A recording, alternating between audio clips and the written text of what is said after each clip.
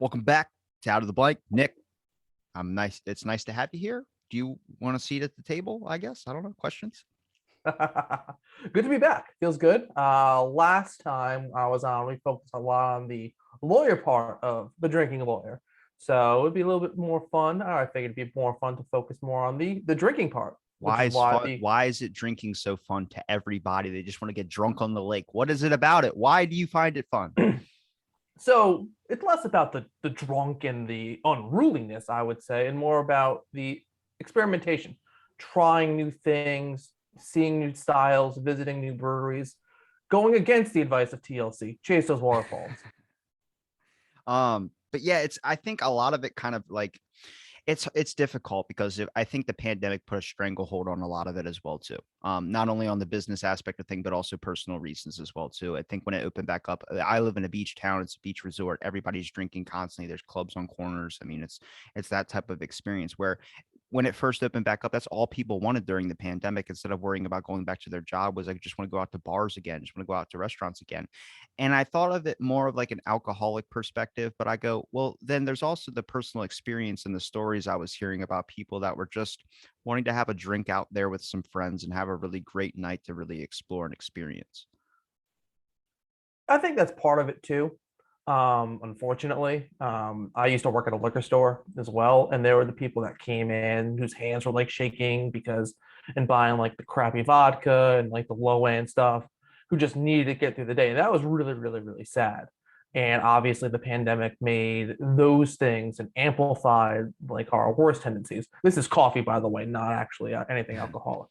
But one of those things that the pandemic also threatened, and one of the reasons why the Instagram account that I started was from breweries. And I think I mentioned I live in Rhode Island, and here in Rhode Island, we have a really really good craft beer scene. There are I think about 30 plus different breweries just in Rhode Island alone. And you'd think we're such a small state, wouldn't support that many breweries, but all of them are really good. Majority of them, I would say, are thriving and are doing new and interesting things. And while there are a lot of people who unfortunately took the pandemic, oh, excuse me, that's terrible, took the pandemic and wanted to, or the forgetfulness and the, really kind of amped up their drinking and I guess the alcoholic part of their personality, um, hoping that kind of rein that in a little bit more and more focused on the fun side of it, the casual side of it, not going out and getting like craft beer isn't about drinking like 10 beers in a night and just kind of like passing out on the couch. It's about like try this, try that, a few here, and kind of share with everyone and share alike. Well, Share and share alike.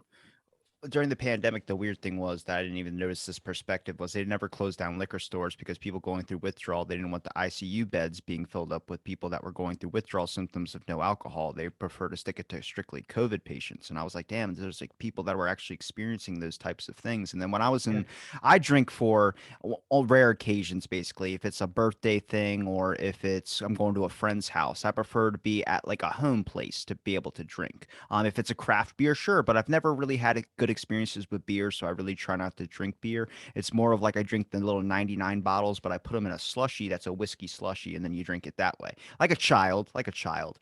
Um, You're but like what, 23 too, right? You're yeah, younger. 23. I just Yeah. I had a family member that was an alcoholic, so it was just a bad experience, first impression with that. Yeah. So I chose not to go down that rabbit hole. But I get the experience of the fun of it, and I actually had a perspective brought up to me during the pandemic was that do you think it would be a gateway also to because obviously with when things happen or situations happen, sometimes the goalpost gets a little bit moved to ban out certain things that necessarily might not have an issue with.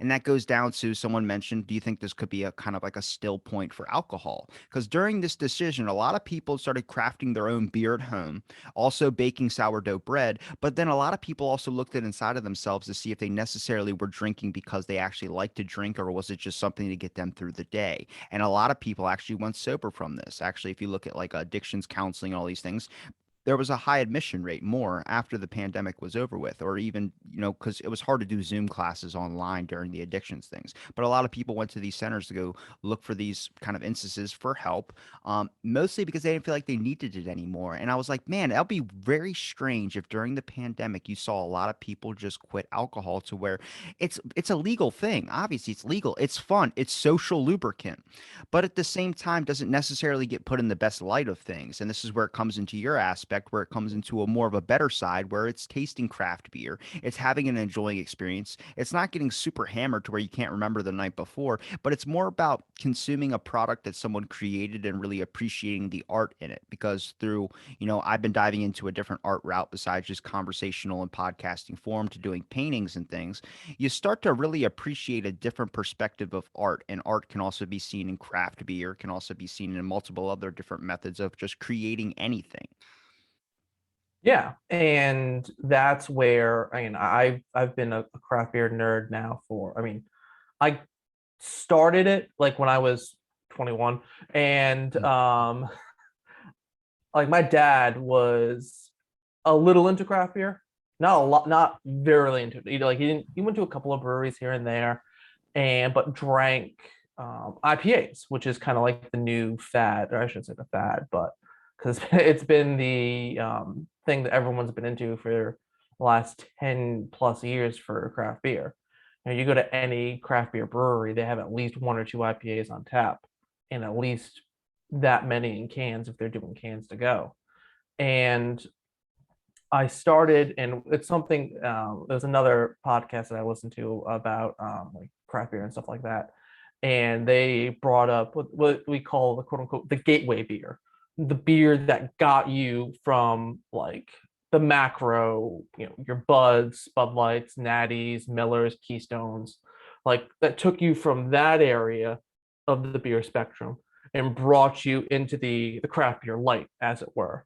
And for me, I was newly 21, and like my dad like got me like Harpoon IPA, which is a local brewery in Mass. They're out of Boston, and that was, and it still is, one of my kind of like go-to beers if I go to a bar that I've had all their different offerings and nothing really strikes me correctly, but they've got Harpoon. It's like, oh, I'll go with that.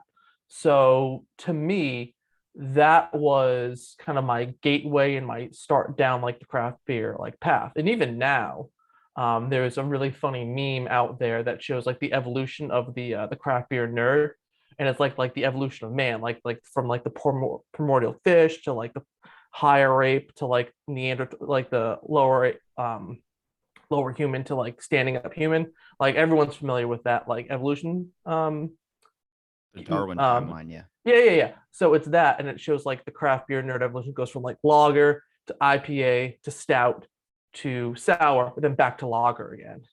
I was say, So as long like as you're not sniffing wine glasses and talking about tannins, I can appreciate you. I'm a little oh, what I'm trying to think of the word. Not snob, because pretentious. That's the word. I'm a little pretentious, not very pretentious. Like I definitely have the I still remember my college days of like the keg and natty and the handle of McGillicuddy's. Well, So what do we deem it as pretentious? Because I mean, if you just like taste, I have nothing wrong with you. But if you're talking about natural light or something like that, that's like $10, you get like a 32 pack. I'm like, that's obviously not a beer that's going to be good, because that's not even a good return. That means they're making it at a very, very low thing. And I know I want to talk about tasting and rating and how you, yeah, do your measures and everything of this, but I also want to get your perspective on the aspect of like, and also a little bit of a lawyer aspect of things too, when it yeah, comes to a concept of, I mean, industrial pushback.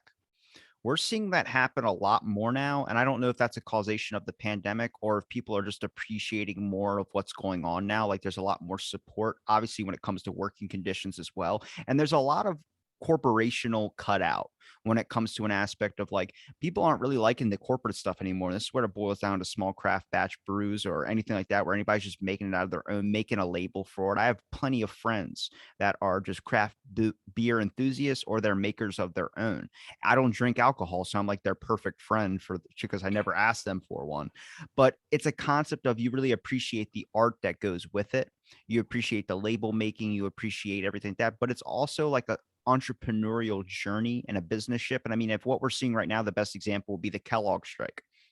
I don't know if you've watched that shit show. No clue about it at all. Bruh. All these people are I gotta find this video, but Oh Jesus. dude, I'm telling you, man, I never I like because you see it, it's just a bunch of people like Kellogg's on strike again. Well, all these employers, their 5-year or their employees, these 5-year contract has really worn out. And they want benefits, they want vacation time. And it's very interesting because you're like, it's weird when it comes from like people with a picket fence saying like, oh, this is terrible or this is this, but they've captured something different, which is they put the mascots in different, like on the signs, but in different things. Like instead of saying it's great by Tony the Tiger or they're great, it says they're greedy. And then it's like this whole entire giant impact where it's like, it was getting a lot of attention, but there was a lady, one of the main CEOs of Kellogg's or whatever that came on there, and she started talking about all the benefits that all these people have. And they're like, they make $120,000 a year. And you're like, what? Like the math doesn't add up. Like you have 50,000 employees that are making $120,000 a year and they have health benefits. Then why are they crying about health benefits, paid time off and like vacation time? It doesn't make any sense. And you're starting to see kind of the pushback on corporations, which I think is hand in hand with the kind of acceptance of craft beer becoming so popular now. More soft brands and more entrepreneurial journeys that are now being taken and appreciated for, because everyone realizes how hard that is to do themselves, because during this pandemic that kind of ushered in this giant aspect of it. I mean, there was always food influencers, drink influencers, and all this type of stuff before, but it kind of died down. But the pandemic kind of really opened it up, because I think a lot of people tried these things, gave up on it because they realized how hard it was, and now they have a bigger appreciation for it. Much like me painting, I now appreciate paintings a hell of a lot more because I realize how difficult it is. Oh yeah, I would say give me half an hour and the majority of the facts on that Kellogg thing. I'll argue any side you want me to argue. And like I said, I think on the last time I was on here, that's one of the reasons why people hate lawyers. Like, give me half an hour on it on the facts. I'll argue any side of anything because that's the name of the game. But to me, and where some of the law things come into perspective now, again, I do not practice brewery law. I do personal injury.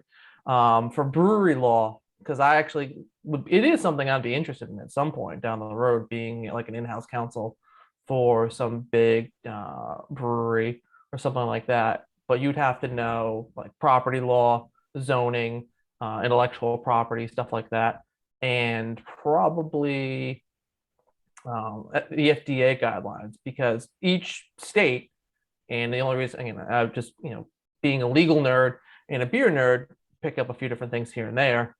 For Rhode Island's a good state for craft beer because we've got so many different breweries and it's so small and it's a really good tight knit community.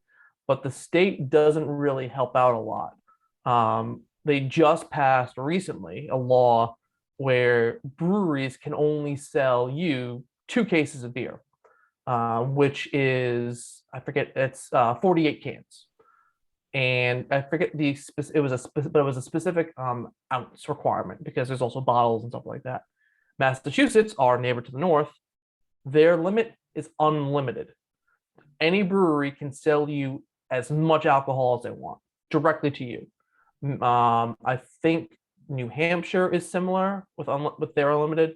Maine, I think, is 6 or 10 cases. Vermont is either unlimited or 6 or 10 cases, and Connecticut is like 5 or 6. I forget the exact requirements, but the state doesn't really like help the breweries in that regards. But the zoning requirements too. Most breweries have to be in a commercial zone, like an industrial zone, which is why a lot of them are in like old warehouses and mills. Some of them are really, really, really beautiful. There's one couple, Long Live Beer Works in Providence, phenomenal brewery. Their space looks kind of like a loft. I always say, in my personal opinion, going to a brewery is like drinking at your friend's house. And obviously, you've got like different friends, like different like financial requirements and things like that. And like drinking at Long Live is like drinking at your buddy's loft. Buttonwoods, one of my other favorite breweries in the state, is like drinking in your buddy's basement. Arcade games, couches, um, bare walls, kind of like, and they're out of a mill. So those are, and another one, Tilted Barn, their brewery is based off of, I shouldn't say based, is located on the guy's actual farm. And until recently, until like last year, the brewery itself was like an old family barn. And it was super tiny, super small. And his house was like, 50 feet away from the brewery itself. And he recently moved the brewery in it. I've got a blog about it on my blog. Um, the brewery itself now is on a hill that overlooks the whole farm, and it's like drinking at your like rich friend's farm. It is beautiful, scenic, picturesque, and the beer is incredible. And his dog is there, so he kind of walks around and gets a little head scratches of pets. So Well, highly recommend it. so you appreciate the personal experience more than you experience maybe a giant commercial aspect of things too. Because I mean, that's what small Yeah, town bars and like these, every time you see a biker film, there's always that roadhouse or that saloon or those things you walk in the doors. Roadhouse. Yeah, you have to push them, the doors both open to walk through. But there's always a pool table. There's always this really kind of sketchy lighting that's hanging above it a little bit before, and I started to appreciate that more. Like there's a local one near me called Burley Oak, which a lot of people go to. You can get soda there too. Like they make a Oh, good nice. root beer, but it's mostly alcoholic. They sell you it in like growlers and things of that sort, but they don't cook food. It's more about like a place to drink and listen to live music and has this outdoor lighting that looks like Christmas lights hanging over these picnic tables and things of that sort that you can really kind of enjoy. And you get to see in a giant glass window the beer getting made. Everything that they're getting made is right there on hand. And there's something about that that I really appreciate, and I think that's why they get a lot of attention as well too, is because it's more personal. I mean, you want the comfortability of what it feels like to be drinking at a friend's house, not the comfortability to the point where you can take off your pants at any moment. Hopefully, you're not doing that at your friend's house, but I would hope you're not doing that at your friend's house. you also enjoy the aspect of really appreciating not only the thing that you're consuming, but also the times that you're creating, which is why Yeah. I'm so pro for it. I mean, it, alcohol's history has not been the greatest one. I mean, from the prohibition to the point where they were literally poisoning alcohol and having people drink it and people were getting massively sick or dying from it. And compared to it's been pushed back so much where they had to make it legal, they had to make it sellable. But then when you talk about commercial licensing, for instance, for when it comes to creating your own beer, yeah, you can't do it out of your basement. You can't do it out of these types of things. And it really, the whole process of getting a license for a lot of things is kind of the route to see if how much money you actually going to put into this because they don't make it easy. They make it very, very difficult. So when you do see some of these craft beers that are in the stores, that's a high praise on that person for being able to put that commitment out there, which is why a lot of people like to support these types of things. Oh yeah. I know that. 1 second. So, podcast, you say one My, second. my fiance is leaving to go to work, so I had to text her. Bye, I love you. Um, so a lot of liquor stores, and what I would always recommend if anyone wants to get into craft beer, do it because it's amazing, and I love beer. Beer is fantastic, and it's something you should totally do. It's a great way to kill like a Saturday, going to a local brewery, hanging out with your Read a friends. book. Read a book. You can like, Saturday's a long day. Spend part of the day at the brewery, other half of the day reading a book somewhere. Yeah, but Also, I think, if you spend your morning at a brewery, I guarantee you your day is not going to be that long. It's going to be pretty short. well, no, all you, and that's kind of where it was coming from the very beginning. Like when you go to like, most breweries, you only have a handful of beers. Some have more, some have less, and some can limit your pours. Treehouse, which is one of my favorite breweries, is this gorgeous, picturesque, scenic spot in Charlton, Mass. Right now. Well, the one I always go to is in Charlton. They've got two new locations. One in far western Mass, I think in Deerfield, and another one off on the Cape. But it's this massive, like multi-thousand, like I think 10,000, 18,000 square foot piece of land that they have, carved out in like little small little foothills in like central Western Mass. And their beer is phenomenal. It's probably one of my favorite breweries out there. But they only sell you 2 or 3 pours max. And it's like, have these 2 pours, grab your cans, and then gotta head out because we've gotta, they don't want people like having 10, 12 beers, getting trashed, and like causing a ruckus. They want like, hey, have 1 or 2 or 3 if you can, and then like, hey, we gotta keep people coming and going. And what a lot of breweries will do is they don't want you to like have like 5 or 10 beers like at the brewery. They want you to have a few, try them, grab some cans, and then head on out because they want you not to associate their beer with like drunken debauchery. They want you to, again, it's a craft. It's like, I hate to say it's like drinking wine because it's really not. It's like you have 1 or 2, try the different samplings, try what you like, what you don't like, and then move on. So like what I'll always do, and my personal preference at breweries is to try to like either get like a half pour, like half of whatever the ounce allotment is, or get a flight, which is usually 1 beer, but subdivided into 3 or 4. And it has, again, like I like IPAs, like stouts, lagers. Like there's a lot of different styles that are out there that I really enjoy and love. And there's styles that I don't particularly like, but if it sounds interesting, I'll give it a shot. So I do and always highly recommend going and trying something new and trying something different anytime you go to a brewery, and also experimenting and figuring out new stuff. And don't overdo it, because if you overdo it on Saturday, then you're not going to want to have anything on Sunday or the next day. If you have something small, if you have like 1 or 2 beers on Saturday, instead of having, then you can have like 1 or 2 on Sunday. If you have like 5 or 6 on Saturday, you're not going to want to drink Sunday, Monday, Tuesday, and that's terrible. You're talking like how I am a lot when I talk about the painting thing, because you start to experience something that you never thought you'd super really get interested in, and then you kind of see the fun in it. It's kind of like unlocking something. Like people that say, I never even thought I'd do that in a million years. And then you start doing it, and you realize how fun it actually is because there's a different vibe than the one you kind of have in your head about it. Now is this on the cusp of like, because I'm picking up vibes off you that's like I'm gonna end up creating my own at some point? Are you going to create your own at some point? Maybe eventually. I've always said my retirement is going to be brewing, which is 40 That's a brewing something. pun. I like that. I'm not going to gloss over that one. Actually, no, I didn't even try to make a pun there. So you're brewing, and we're talking about craft beer. Come on, Yeah. come I actually, on. no, I didn't even see it. Okay, I was punning and I didn't even realize it. get you a coaster. So no, like I eventually I'll try to do it. I always say, I mean, I like cooking more. I also cook with beer a lot too, which I think is his own other thing. We can have a whole other episode on like craft beer recipes. And actually, that's another part of my the blog. Talk like adding on different recipes and stuff like that. But at Pick a some lane, point, Nick. Pick a lane. What is your blog no, called, and what's it about? Exactly. What do you put in your description to let people know this is my thing? A beer has a nice little sales pitch on the back of it. If I'm drinking Purple Monkey dishwasher, it tells me on the back. It's just like if you had a purple monkey you shoved in your dishwasher to get the purple paint off of its fur. But guess what? It doesn't taste like that. It I tastes think like that's ass. actually a beer. That's why I said it. Like, Yeah. that didn't just pull that out of my. I can't think of Purple Monkey dishwasher. That's too insane to make up. I'd be like Dragon's Kiss tits.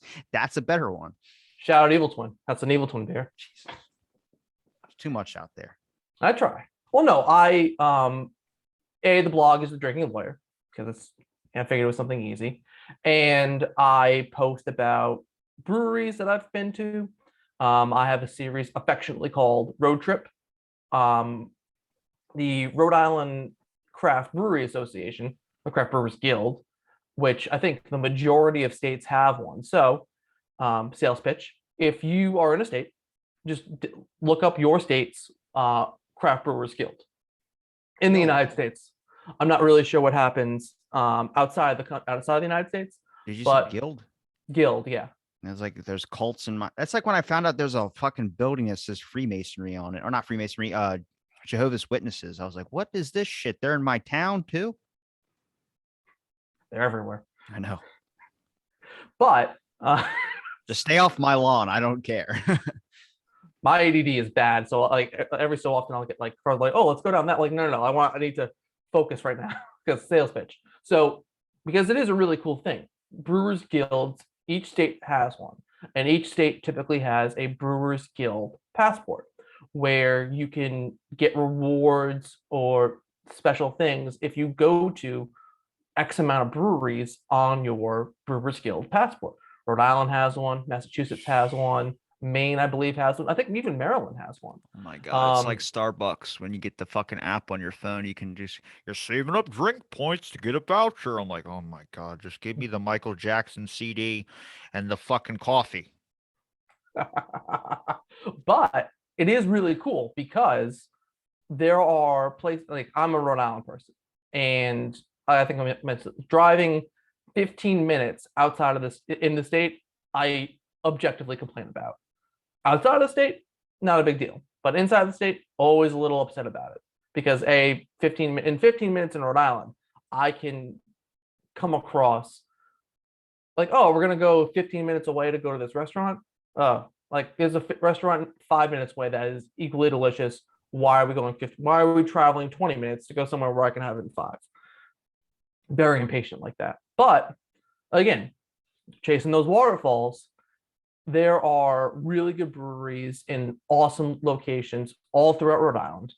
And I am better off, we are better off as people venturing out and seeing those new places, I always believe, and rather than just kind of like being a homebody and staying put, especially now post pandemic, getting out and venturing out and seeing what else is out there. A, B, it's cool because if you just, like I could go to the same brewery day in, day out, get their beer and be very, very happy.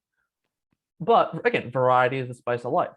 Going out, going to the different breweries, excuse me, that are on the passport and like, okay, well, I've been to, like I was talking about Buttonwoods, Long Live, Tilted Barn, Was but that a like other sneeze? breweries.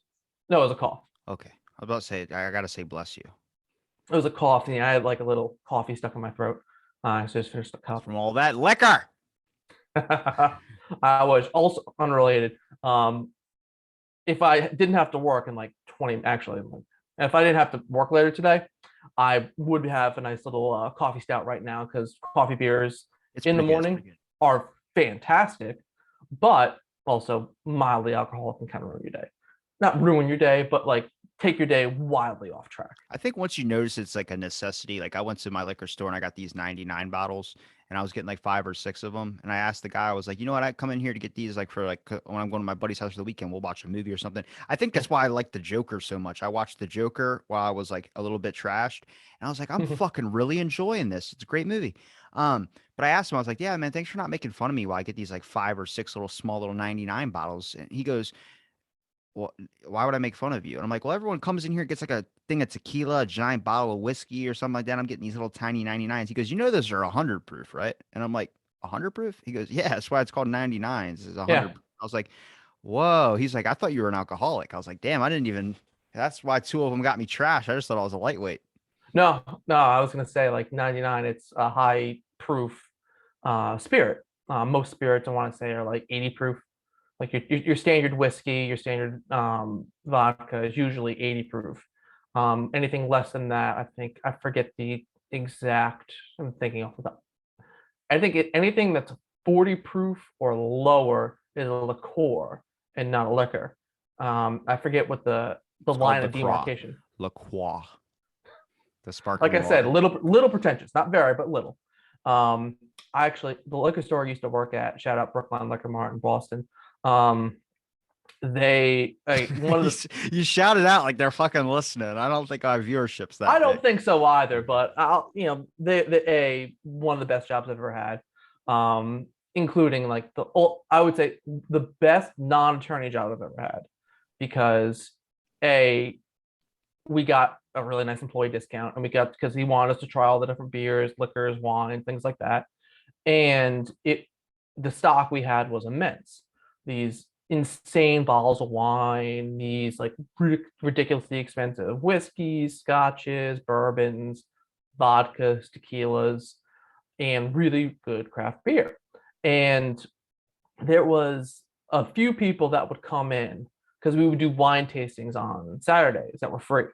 And you could get, it was like 3 bottles of wine. And if it was 6 bottles of wine, if you got all six, I think you get 20% off. And if you got three of them, I think you get 10% off. I forget the exact words.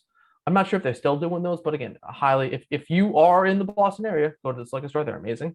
But there was a couple that would come in and they were very, very, very, very, very pretentious. Like there was a beer, a guy with Sam Adams offering like a little Sam Adams tasting one day, and they had their wine glasses and they were swirling and smelling the beer. I'm like, that's not how beer works. Like you don't swirl, you don't need to swirl beer. Like you can just smell it and get the notes from the smell. You don't have to swirl it that like vigorously like you would wine or any other sort of spirit. But they were like swirling it and like getting the foam up and like, why is it foaming up like this? And the beer seller there was like, well, you're not really supposed to swirl it that way. I'm like, well, how am I supposed to get the notes from the coffee and the chocolate? And I'm like, you're just supposed to smell it. I And get it, but it's like I think a lot of reason why, like, if you look at the age range of people that get into like craft beer, going to like taverns or bars and experiencing those things, it's technically couples a lot of the times, but it's like they want to be on that older marriage level, but they're not married. So they're kind of like just using a good way to get out with a relationship without being drunk like a 20-year-old kid. Like we see people in their 50s that'll act like they're dating for the first time. They'll act like they're children in high school again. And then we see fucking kids in high school acting like they're adults. Like my little cousin's like, I think he's like 14 years old. And he was like, yeah, I just don't hang. I was like, why don't you ever hang out with your friends? He's like, because they're all doing like stuff I'm not really interested in. I just kind of want to play games. I'm like, what are they doing? Like they're playing games too. They're your age. He goes, nah, I mean, like he was smoking cigarettes the other day. I was like, how old is he? He's like 13. I'm like, Jesus Christ, this is what happens to the Shane future smoking gen. at 13. Jeez, Yeah. That's that's what's wild. nuts is that these age shifts. And it's like when I walk into Burley Oak or something, it's a great place. But there's like couple people my age in their 20s acting like they're in their 30s or 40s. And then it's the other way to the extreme. Kids in their 20s just getting drunk every single night. And I'm like, gee, where's the fucking balance? No clue. I didn't answer to that one. But yeah, that's I think they were married. I forget exactly what they were, but they were like 40s or 50s. Just what that was saying, they were just very like high strung, pretentious people who were only into high end wine, which I will say, because there is a really insane markup on wine. Like I was able, because of my discount, I think I was able to get like an 80, $90 bottle of wine for like $15. Um, and I should say that bottle of wine was the best wine I've ever had in my entire life. It was, I'm not a big wine person, but I can appreciate it. I can understand it. I can like, I know a little bit about wine, not as much as As I much probably as I should. make fun of it, I probably respect it more of that out of any alcohols, even though I don't drink it. Only because I've had a wine chemist on the podcast before, and she was telling me the science that goes on behind it. And I guarantee you, any chemist you know, or any person out there that knows a lot about chemistry, can probably end up making their own wine because it boils down to that basic elements of like academic stuff that you learn. Oh, it's insane. Highly. Like I wouldn't, I know a few people who I know, I have a great aunt who makes wine, but she makes like dessert wine, like ports and something else. I can't remember. I want to say sherry, but I feel like that's wrong. But I know she at least makes like ports. But that's I think port is technically a fortified wine. Um, Hey, shout out to our sponsor, Sherry's Berries, where you can get all your berries, sherries, and everything in between. I didn't even know that. That's what we call segue. But No, it's not my um, sponsor, but I just love it when I'm listening to a podcast and they randomly just go into one of these ads. I'm like, is this a fucking advertisement? It's like you don't even notice it. It's so subtle. speaking, yeah, we're here to talk about debauchery. Speaking of debauchery, me undies. You ever Well, let's talk about political patriarchies. Kellogg's political patriarchy. But actually, to get back, I guess a little to It's cycle out of back the a little bit. blank, bro. Don't I try. Don't know. try too hard. I'm trying. I don't know. Like again, I don't try hard. You should. maybe it's the attorney in me trying to like circle back. You're a But lawyer at heart. again, like I said, the last time I was on here, like I do got to talk to you about that though, because I got a court case coming up next Friday. I'm not joking. after the show. Okay. It's not I'll it's go. not my fault. It's a big thing that's happening during this pandemic. There was an unemployment and they overpaid a lot of people, and they're saying I overpaid. And I was like, look, I didn't even know I qualified. I was just trying to get that pandemic money. But I think they had a miscalculation or a misstep. And I don't think it's my fault, but I don't know how the government's going to handle that. Because even though if it's like, because if I was going to ask for extra $300 or $200, you think they would be like, sure? No, they're not going to do that. They're going to need to see proper verification that you got it. And then they're telling me, oh, no, you didn't qualify, but we gave you an extra 200 each week. I was like, I got it all in one large sum. So is it my fault? Do I have to pay that back? That doesn't make any sense if it's a fault on their side, but I don't know. Lawyer perspective. What do you think? I think I got a shot if I'm walking in with no attorney. No. Really? Well, maybe. I don't. Fuck.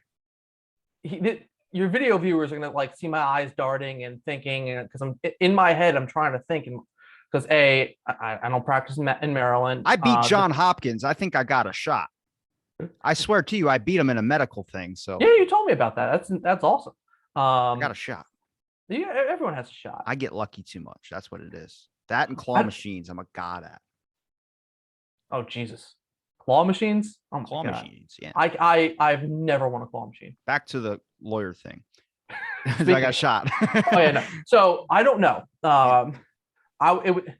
I follow a lot of attorney meme accounts on Instagram, and the fact of they nail day-to-day life, and then I started realizing the more I looked at them, like, oh my God, like how much I said, well, it depends, maybe, like hedging. Well, I don't practice that area of law, but what you should do is contact a lawyer who does in your area.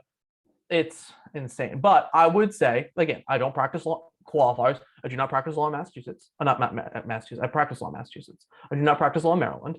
It's an area of law I'm very unfamiliar with because I only do personal injury and not employment or federal law. It's about the Trump bucks, right? Without getting too into the weeds, the COVID funds that came out last year. No, this is about the whole time that everything was shut down. Yeah. I collected unemployment, but okay. I was too new at my job at the casino to be able to fully, get the unemployment thing. So we were furloughed. So I guess someone ended up messing up, and I was doing the app I was doing it on the app on my phone, which was new at this point, which you should have been doing it on a laptop. And the person, I guess, that I called and helped me get everything set up to file my first week, instead of filing just the pandemic, they also filed the work thing, which I didn't even qualify for. But then they've got this whole twist around where they're like, well, you refused work. I was like, when? They're like, in April. I was like, doesn't make fucking sense because everything was closed last April. So I don't understand what you're saying. And then you start to see that it's like it's not really a fault on both sides. It's mostly a fault on them, but they're going to try and just say, you got to pay this. And I was like, no, I'm cheap as fuck. You think I'm going to pay that money? Really? $2,400? BS. State or federal? It's Maryland. So yeah, probably Maryland unemployment. But this isn't just my state, though. This is like, I had to look this up. I was like, I joined a group on Facebook and everything. This is all over the place. In Massachusetts, there's people that are getting overpayment balances on their unemployment.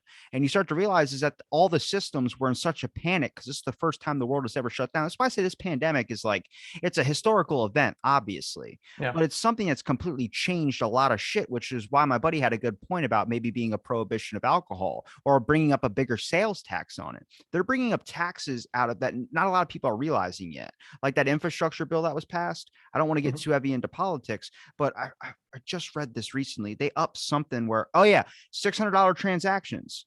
They're going to monitor if you pull out anything out of the bank out of $600, they're going to see your bank statements and they're going to check that. That's going to get sent right to them. Where before you could easily pull out $1,500 and that doesn't get sent to the government. But now they want to know if you're making more than $600, which is going to help them eventually in the long run, maybe the next year or so, be able to tax you at whatever that income is. There was a whole giant thing. I think if you listen to my show, you'll be able to know is that they were talking about if they ask you to track your browsing history, you would get a better social credit. How many people be willing to sacrifice their privacy and that sort just to get a better social credit? There's some sketchy shit where like technology is really starting to take over in a lot of methods of things now, where you're starting to see, and it's just like a lawyer thing. You have to look in the lines and shit. If you really read a lot of this shit out, which a lot of people can't do, I mean, you don't have the time of the day. If you see an article, you'll look at the headline and be like, I got to fucking do dishes. So I guess that's what it is. And then you'll go by.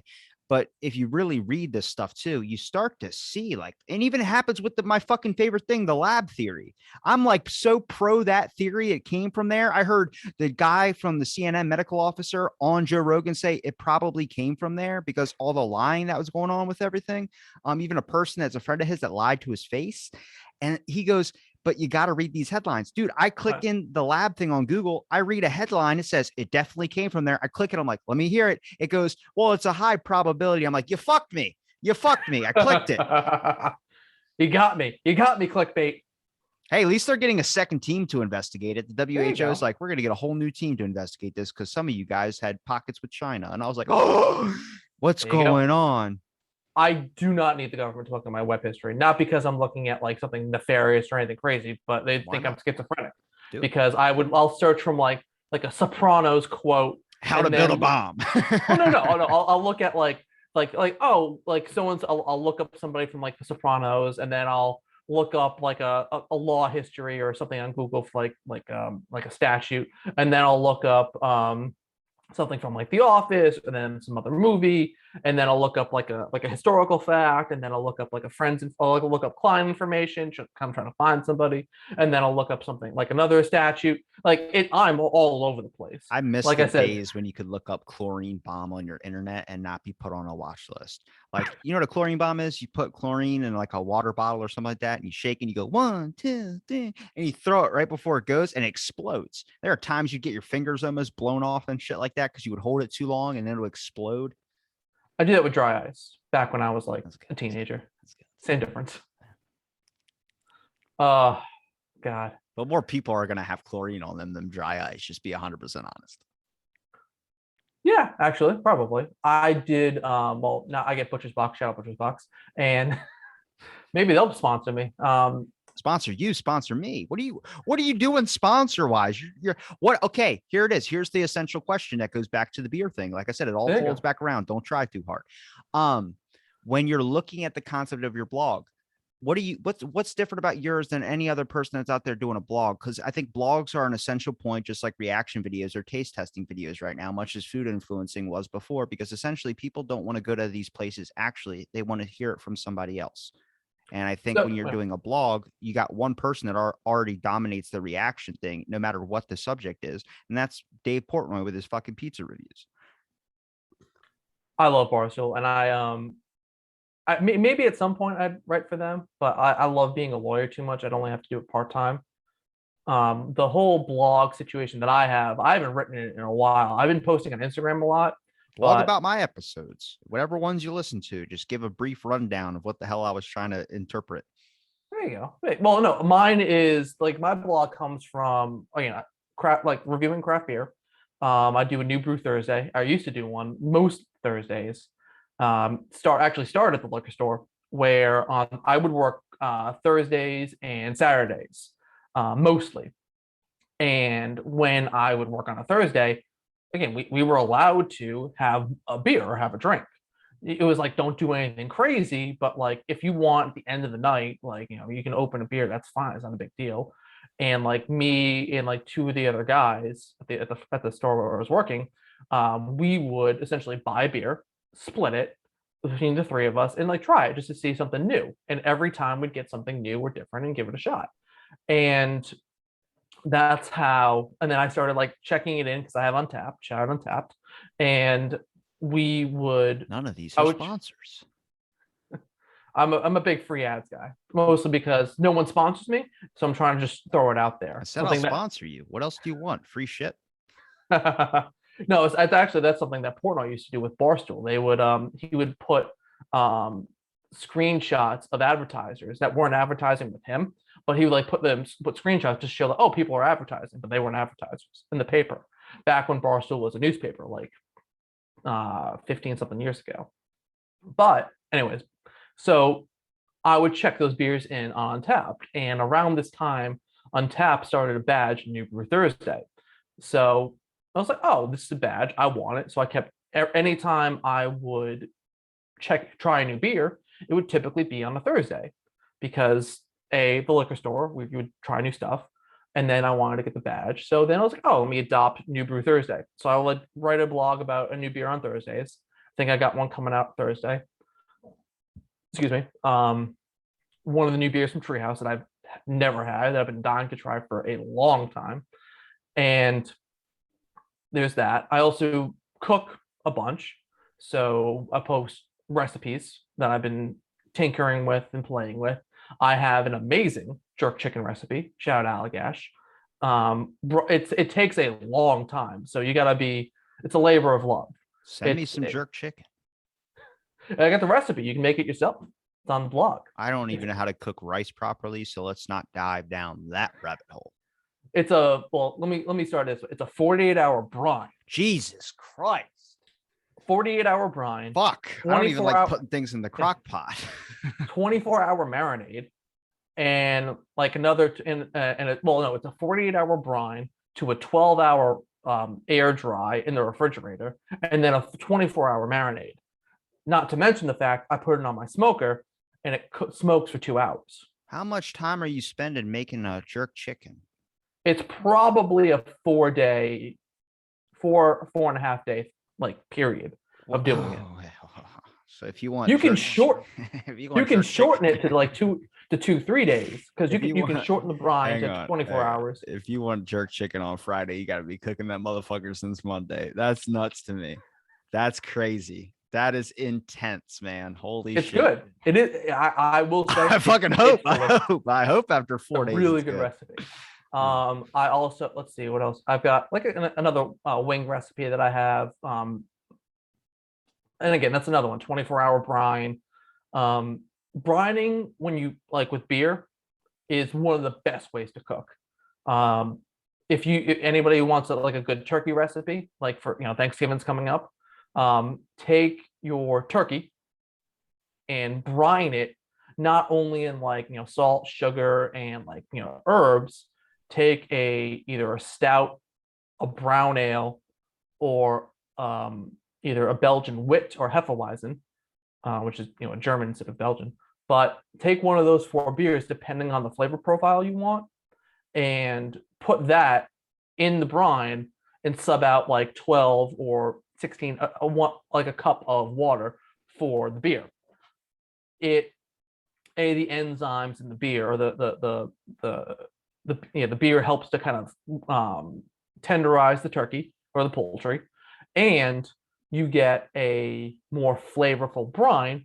Because my humble opinion, cooking with beer, if you sub out water for beer, you're just adding flavor instead of no flavor. You're getting the same benefit of cooking with water, the moisture, the deglazing, the simmering aspect, but you're also getting the flavor from the beer, which I always have done and continue to do. I'm tinkering with a few recipes right now. I've got a hot sauce I've been tinkering with for a little bit. I have a IPA queso dip that is almost perfect. Did you say queso dip or case of dip? Queso. Okay. So like where you put in cheese and all that. Yeah. So it's you must be fucking fun at parties, man. If you're bringing all this food to do you like show up with food and shit? I'll usually show up with like a dip or like a dish. Is that a polite thing to do or no? I was always taught to like anytime you go to a party, you go to a house, bring something. I'm that type that shows up and they're like, you didn't bring anything? I was like, oh, I didn't know I had to bring anything. It's fine. And then you come in and then you eat everyone else's food. And then the one time I do bring it, they're like, why the fuck did you bring that? And it's like, oh, toss it in the bush. I usually bring something. We host a lot. We just bought a house. I think I mentioned this last time. We bought a house and we had a few people over, and like just bringing out like dips, food, stuff on the smoker, stuff on the grill. And I always enjoy that. I really love to cook, so it's always been like kind of a passion, and I kind of marry it with the beer. back to that on the blog. It's got again a few recipes here and there, breweries that I've been to, and like a few other things that are kind of going on with the craft beer. I'm a big sucker. Speaking of Purple Monkey dishwasher, I'm a big sucker for a good beer name.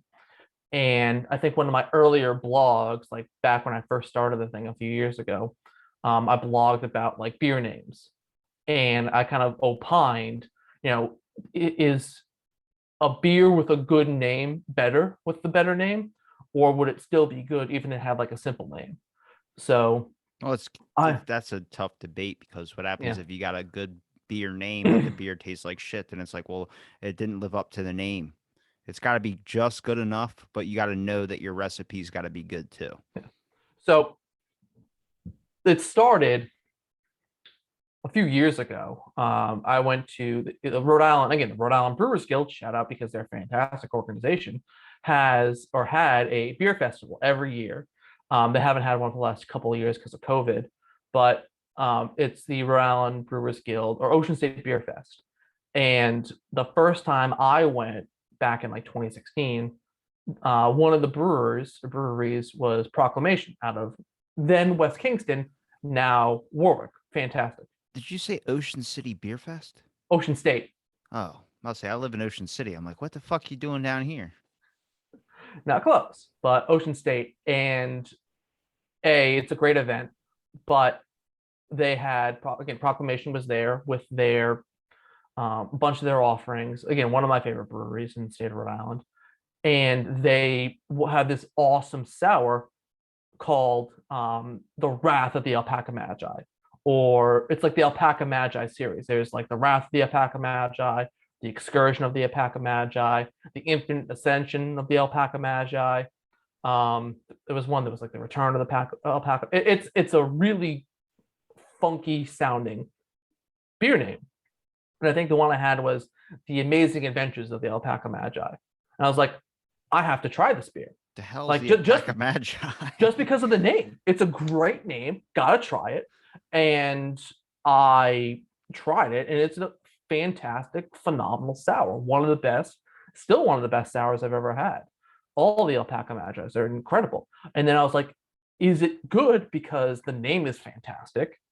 Or is it because the beer is so good and it has to live up to the name? I think it's probably a combination of the two. Don't really know. The tropical excursion of the Alpaca Magi doesn't live up to the other ones, I would say. Excuse me. But the most recent one they had, I forget, it was either the Return of the Alpaca Magi or the I forget, but the one The they Slaughter of brewed the Alpaca Magi? no, I forget the name of it, but close. But hey, highly recommended. If you're into sours, which is one of my other favorite styles. Personally, IPAs are my favorite. Stouts and porters are my second favorite, and then sours bring up number three. American Wild Ales are my favorite type of sour. Then Vices, I think, are closely there behind. But um, sour beer is one of my favorite. I love sour beer. I was just speculating on the names of what I would name my beer because I know it wouldn't be sellable. Like Gang Bang Pastafar. Jesus. Ever watch Bar Rescue with John Taffer? Yeah, the guy that yells all the time. You're Yeah. shit. I'm done helping you. Then 5 minutes later, he walks back in the door. I'm gonna give you one more shot. It's like, get the Yeah, one fuck more. out of here.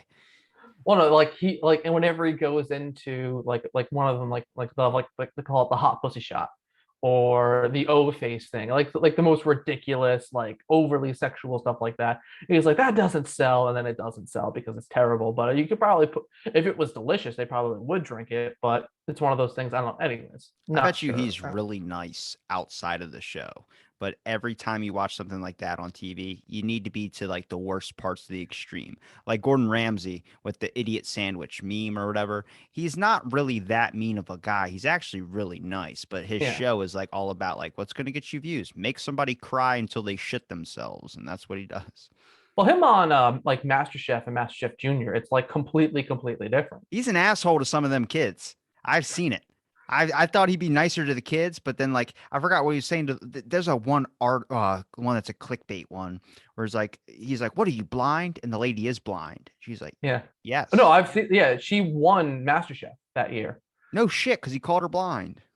Well, no, well, there was He that, was but stating a also fact, and she fucking it was so mean.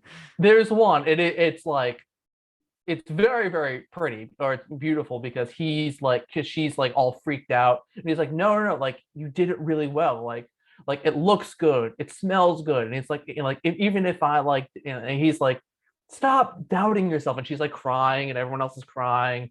It's really really sad, and it's really really pretty, and it's like Gordon Ramsay being like this really nice and honest and like decent person. Well, But it's weird how we yeah, view that because if you look at Simon Cowell like has just gone nice now, even though yeah, he's subtle and asshole where he just hits the button like and just doesn't say a word. But he used to be very brutal in the starting of American Idol. Like that was the whole thing was people would hate him or love him because of that. The weird part is when we get into Ellen. Everyone's like, well, Simon was an asshole. It's like, yeah, but Simon was outright an asshole. And I bet you he was nice off stage. Ellen was the opposite. She was a yeah. nice person on stage and an asshole behind the scenes. She's running a fucking slaver shop in her fucking backstage presence. Jesus, she's yeah. Those are well. There was a story where it was like one of the writers was talking about how Russell Brand was on the show and he was like bullshitting with the writers and just hanging out with like the staff. And Alan came and was like, what the fuck are you doing? Like, I'm just hanging out with your staff. And it's like, no, like they need to work. Like, you need to go, like, so they can work. And it's like, and Russell Brand is like, whatever, The whatever. whole world is ass backwards. Like Russell Brand used to be like a lefty, and now he's probably one of my favorite like political journalists I've ever seen. Like he exposed Russiagate, where it's like Bill Clinton was using all those methods everyone accused Trump of doing. Like he's completely a role reversal, like political side. He used to be all about like, but what about free everything? And now it's like all these goddamn corporate elites. And I'm like, he's gone the complete opposite way. I fucking love this. That's We're I going to don't see even know anything Angelina about. Jolie give up kids now. That's what it's going to turn to. Instead of adopting, she's just going to give them back. But mom, I'm 18. Doesn't fucking matter. Go back to wherever, like go over there now. Like we're all set here. Like I'm kicking you out of the house now. It's like adopting like a dolphin online. You get a Like the tribe has certificate and a spoken, like picture. Survivor. Yeah.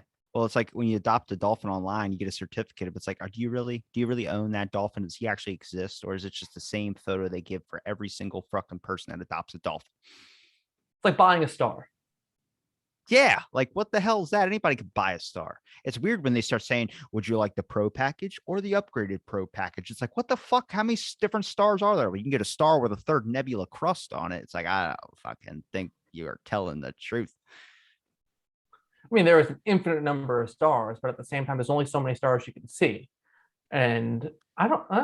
I need to hire you for my legal team because if I know you're a personal injury person, but can we talk about personal injury when it comes to my mental sanity? I have a lot of people, politician wise, I need to sue out there for my mental sanity. So again, I have to preface this again. I'm only Rhode Island and Mass, so I can't advise anywhere else or give any sort of I'll fucking move. I don't care. So even still, there is what's called negligent infliction of emotional distress, or NIED. Yes. But you have to be in what's called the zone of danger, as far as I know.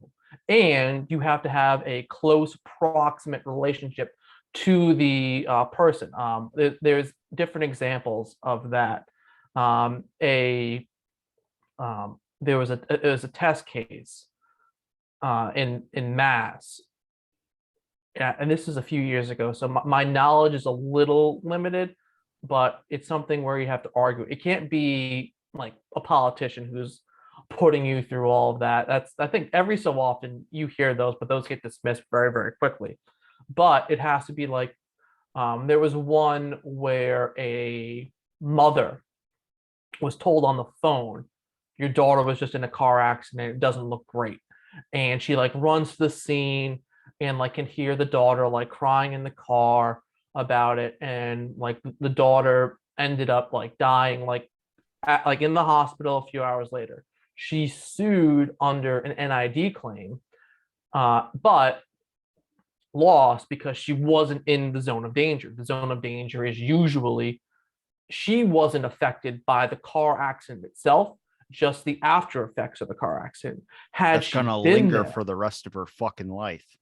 but not in terms of the letter of the law. And it's one of the things that it is most of the time. But, and I always kind of mention this, there are, it's something where, and I get, clients like, I'm going to be affected for the rest of my life, and it's this and it's that, and it's I yeah, slipped in a department store in 2002 and now I can't shit.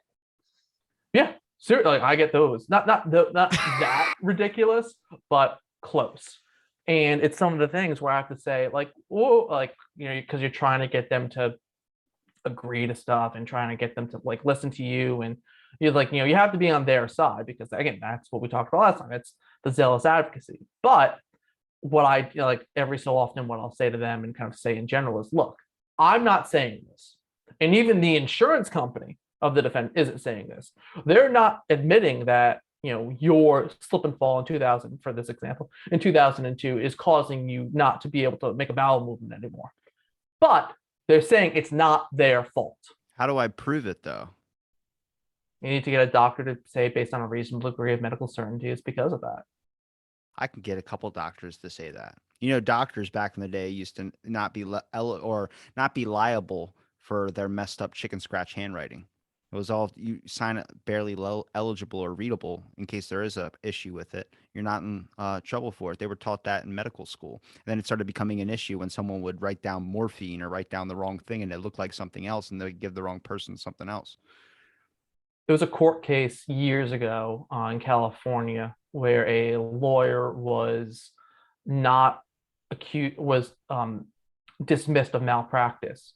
They were accused of malpractice and like sued for malpractice, and the California Supreme Court ruled in favor of the lawyer, because, like, yeah, it's the rule against perpetuities, which, to even saying it, makes me break out in rashes, because it's such a complex area of law.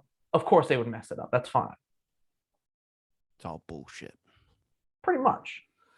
But you know how you make it better? Craft beer. Exactly. But I should say, yeah,